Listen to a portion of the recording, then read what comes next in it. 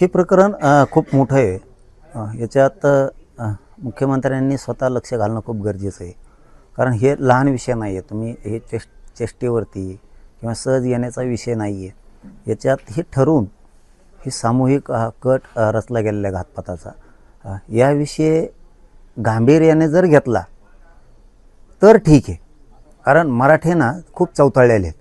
परंतु आम्ही सगळ्यांना शांत केले, कारण आम्हाला कायद्यावरती विश्वास आहे।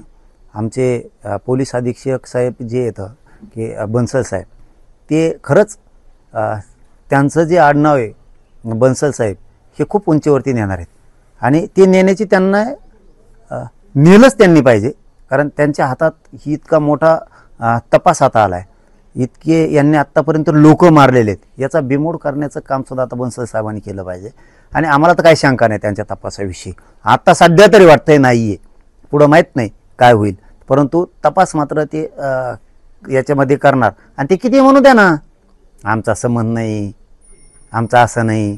आता तो बीडचा कांचन का काय कोण तो म्हणतो समजा की बाबा जी भेट झाली त्या भेटीचं अर्थ अनर्थ केला, आणि कुठं कटात आणि त्या षडयंत्रात आमचा काही संबंध नाही आहे, तो बोललेली क्लिपच आहे, ते मीडियाच्या बांधवाला आम्ही देऊन टाकतो। आणि काय करायला पाहिजे SP साहेबांनी, यांचे सगळे दमदाटे सुद्धा काढले पाहिजेत, कारण ते त्यातले नंबर छाटणं खूप गरजेचं आहे। बरेचसे याच्यामधले यांचे कॉल डिटेल, आता ह्यो 5-6 दिवस फरार का होता? ह्यो जर चोर नाही आहे, ह्यो जर चुकीचा नाही तो बीडवाला कांचन का काय, मी फरार का होता? म्हणजे यांनी पुरावे नष्ट केलेत का, याला कोणी करायला लावलेत का, याच्या पाठीमाग कोण होतं, हे सगळं याचा शोध मात्र तातडीनं लावणं खूप गरजेचं आहे। आणि चौकशीला त्याला सुद्धा आणलं पाहिजे, त्या धन्या मुंड्याला सुद्धा, कारण त्यांनीच हे घडून आणलेलं आहे। कारण एक तर मी खोटं करत नाही ना अजितदादा, तुमच्या माहितीसाठी तुम्हाला म्हणून सांगतो, तुमचं काही वेळेस भाषण असतं बघा की मला खोटं मी सहन नाही करत, मी कामाचा माणूस आहे, असं तुमचं भाषण असतं। आता तुम्ही कामाचे आहेत का नाहीत हे आता लक्षात येईल, कारण हे मॅटर खरं आहे, हे खोटं नाही आहे।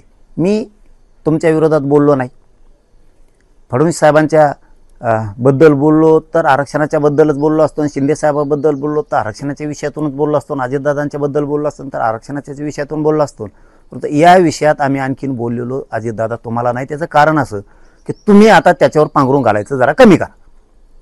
नसता तुम्हाला वाटत असन सत्ता आहे आमका आहे तमका आहे, 2029ला तुम्हाला इतकं महागात पाडील मी की पुन्हा मग ते बोलता सोय नाही, कारण तुम्ही ज्या लोकांकडे लोकच नाहीत असे लोक घेऊन संघ पाळताय, मराठ्यांच्या विरोधात काम करताय, ते घातपात करायला लागलेत आणि त्यांची पाठराखण करणार।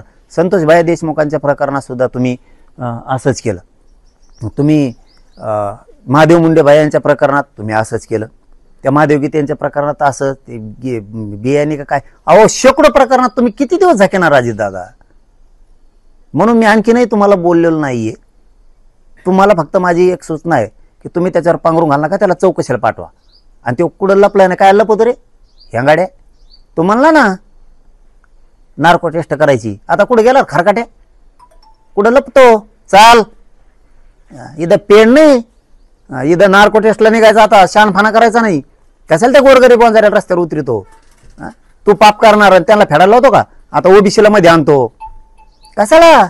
याचा अर्थ तू त्यांना रस्ता रोक करायला लावला, याचा अर्थ तू दोषी। तू दूध का दूध पाणी का पाणी होते, चल त्या नार्को टेस्टला तिकडं, त्या नळ्यात जाऊन बसू आपण, कोणच्या आहेत त्या मशीन मध्ये, चल लपू नको रे, तुला सुट्टी नाही आता, तिकडं चल। मी माझ्या मराठा समाज इतका चौतळ्याला असून शांत केलाय, कारण इथं आता दूध का दूध पाणी का पाणी होणार आहे। तू अर्ज लवकर कर, तुला सांगतो, लपू नको तिकडं, अजितदादाच्या पदराच्या आडून घे, इकडं अर्ज कर, नार्को टेस्टल कर, चल लवकर।